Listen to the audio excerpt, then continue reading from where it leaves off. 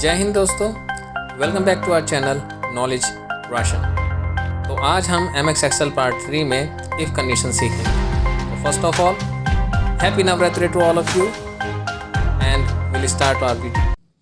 So keeping it simple, if condition की दो examples से हम आज समझने की कोशिश करेंगे, जिसमें on the basis of criterias हम क्वेरी को सॉल्व करेंगे।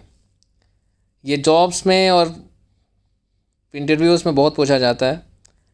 तो पहली क्राइटेरिया में D stand for Delhi and M stand for Mumbai. तो फॉर्मूला शुरू करते हैं। इक्वल टू आई एफ, सबसे पहले पूछता है लॉजिकल टेस्ट। तो लॉजिकल टेस्ट में A6 ये लॉजिकल टेस्ट है, equal to inverted comma D comma Delhi, ये भी इन्वर्टेड कोमा में आएगा, then comma Mumbai,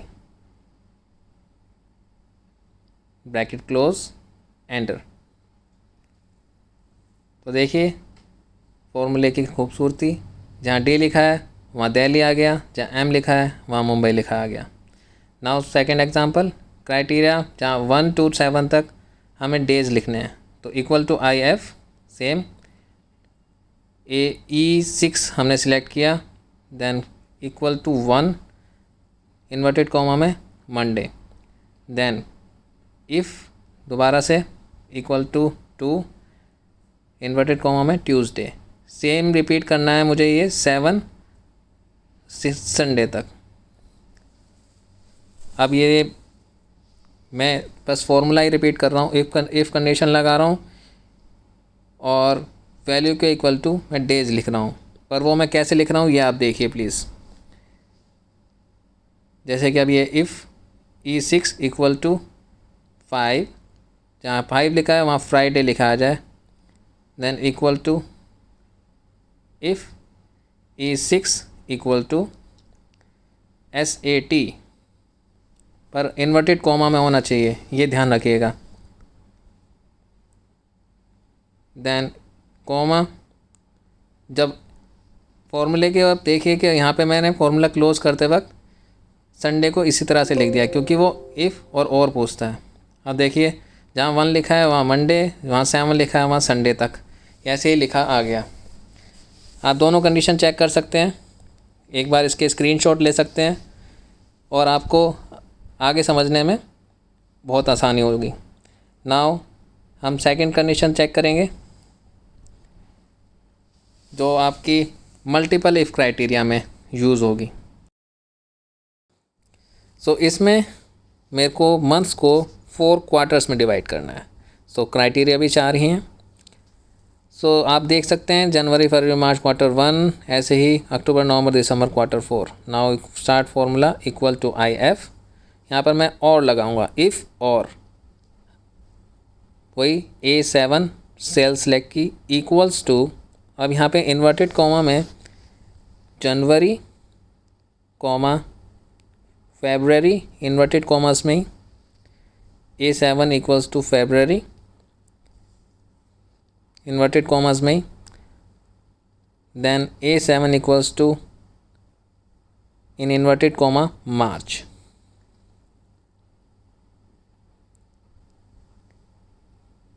A7 equals to March MAR, bracket close, then comma. अब पूछता है ये क्या है, क्वार्टर 1, तो इन्वर्टेड कॉमास में मैं लिखूँगा फर्स्ट क्वार्टर, कोमा इफ़ और फिर से वही प्रोसेस रिपीट। अब यहाँ पे मैं सेकंड क्वार्टर के लिए लिखूँगा अप्रैल मई जून के लिए। सो वही A7 equals to in inverted comma April APR,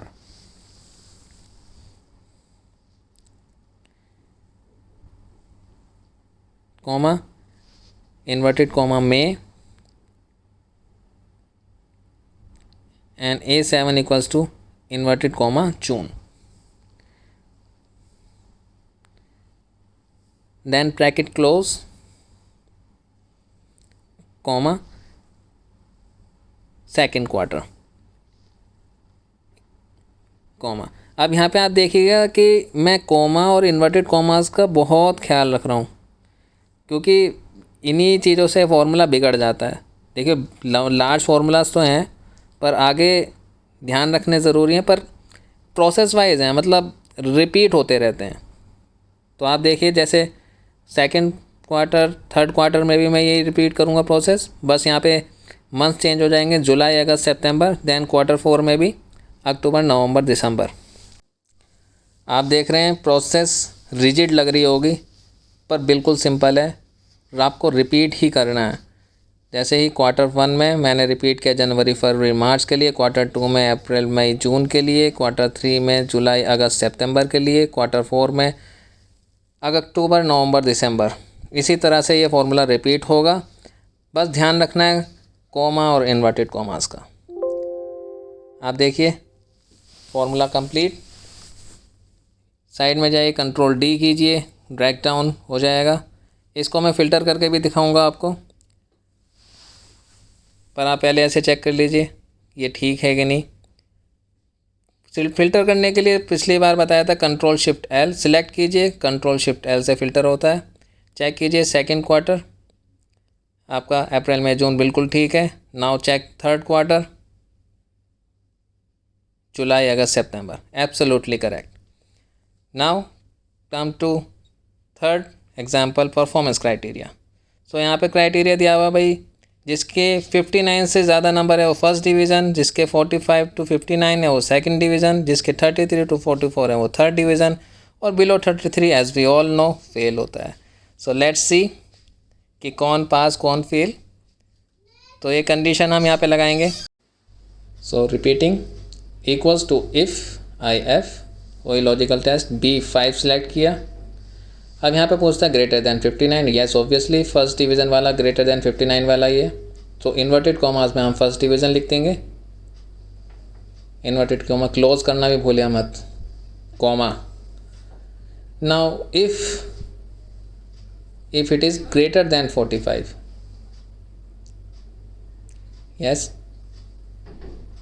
greater than और इक्वल टू भी लगाएंगे, क्योंकि भाई 45 वाला भी सेकंड डिवीज़न में आएगा। इन्वर्टेड कॉमास में second division, then comma IF B5 equals to greater than और इक्वल्स टू 33, कॉमा में third division, inverted comma close, then comma में fail, in inverted comma fail, and enter. Now you can see first division, second division, third division and fail. Let's see क्या हमारा answer ठीक है। हम इसे पहले इसे कंट्रोल डी करके ड्रैग डाउन करेंगे एंड लेट्स सी कौन पास कौन फेल। सो लेट्स सी किसकी फर्स्ट डिवीज़न आई है। यहाँ पे फर्स्ट डिवीज़न वाले हैं, ये सेकंड डिवीज़न वाले हैं, ये थर्ड डिवीज़न वाले हैं और ये फेल, जिसमें एक नाम मेरा भी है। गैस कीजिए कौन सा नाम है। Okay, let's move to the another example, text versus numeric. कई बार हमारे पास ऐसी कंडीशन आती है कि हमें टेक्स्ट और न्यूमेरिक में डिफरेंस जानना पड़ता है, तो वही कंडीशन इक्वल्स टू IF। यहाँ पे हम लिखेंगे is non text, A4 cell को सिलेक्ट करेंगे, then comma numeric in inverted comma value and text value, inverted commerce का खास कर ख्याल रखेगा, ब्रैकेट क्लोज, एंटर। अब देखिए जो न्यूमेरिक वैल्यू है न्यूमेरिक आएगी, जो टेक्स्ट वैल्यू है वो टेक्स्ट आएगी। कई बार A टू इंडेफिनेट नंबर्स होते हैं और हमें न्यूमेरिक और टेक्स्ट वैल्यू का नंबर का पता करना होता है कि कौन सी न्यूमेरिक है कौन सी टेक्स्ट है, जो उसमें कई बार ऐसी कंडीशंस आ जाती हैं। तो आप खास कर ध्यान रखिएगा ये फॉर्मूलाज का, इज़ नॉन टेक्स्ट इफ़ के साथ। अब आपके सामने I will tell you fifth example, distribution criteria. So distribution criteria में आपके सामने 3 क्राइटेरियाज़ हैं कि भाई जिसने सेल्स में 1 लाख से या 1 लाख तक का टारगेट या ऊपर तक का टारगेट किया उसको टीवी मिलेगा, जिसने 50,000 से लेके 1 लाख के बीच में टारगेट किया उसको वॉच मिलेगी। भाई हम नाराज़ किसी को नहीं करेंगे, 3rd क्राइटेरिया में स्वीट्स दे देंगे।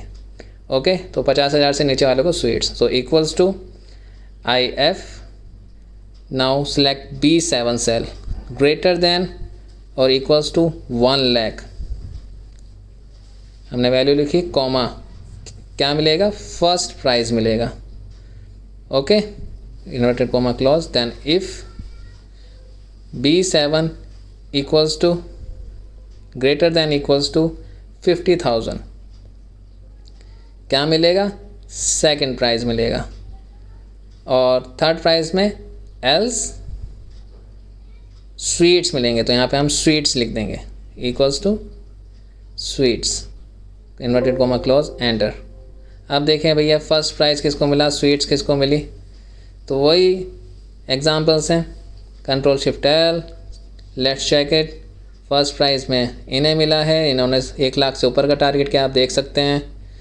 सेकंड प्राइज़ में इन्हें मिला है, इन्होंने 50,000 टू बिटवीन 1 लाख टारगेट किया है। और विल सी भाई स्वीट्स भी ले जा रहे हैं कोई, तो वही स्वीट्स ये लोग ले।